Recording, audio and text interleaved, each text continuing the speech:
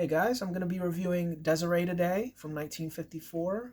It stars Marlon Brando as Napoleon. That's the main reason why I saw this movie. The character of Désirée is played by Gene Simmons, and the character of Jean Baptiste is played by Michael Rennie. And it's a pretty solid movie, man. I've got to tell you, I'm pretty happy that I saw it. There are some bad things, there are some good things, and we're going to get to them pretty quick. But what this movie is about Napoleon's first love, his first engagement, which was Desiree Clary. And the Hollywood execs that made this film, they wanted to really focus on the book that this was based on. And I've never read that book, so I can't really give you context on like what the movie used from the book and like what they added. But I'm pretty sure it's a pretty good book. It's about her, Desiree, and she's a very bright and loving character. She's not a damsel. She's not a moron. She doesn't rely on a man to function in life. She relies on herself, and she's a very intuitive and very interesting person to talk to as well. And the movie convinces you in that way, like, wow, this person is very engaging, and I would really like to follow them and see what they're about.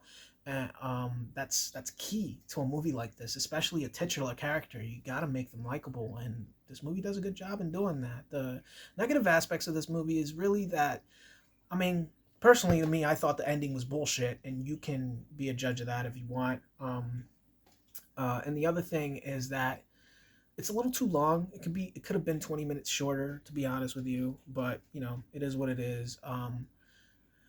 And anything else is that any other character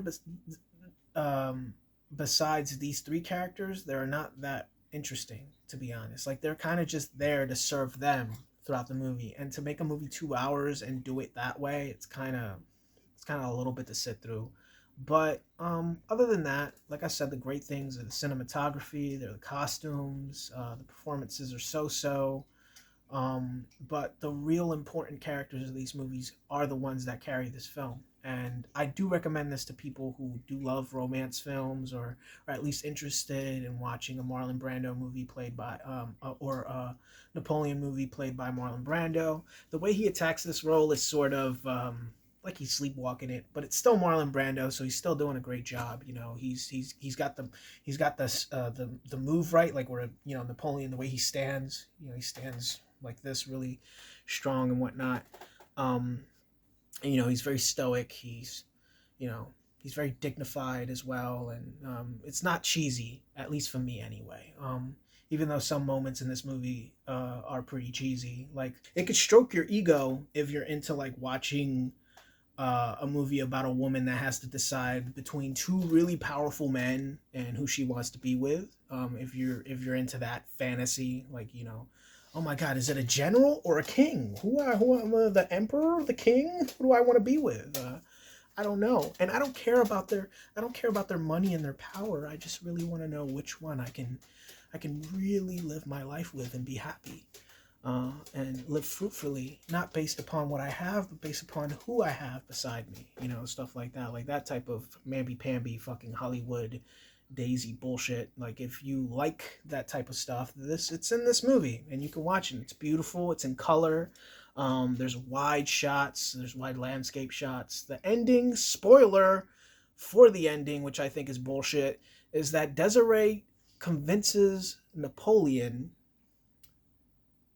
to surrender and to give himself to exile to St. Helena, where later on he's going to die in a couple weeks. And I think that's bullshit. He wouldn't have done that. If she would have came up to him and be like, yo, man, you got to give up because a lot of people are dying and stuff, he would have been like, fuck you.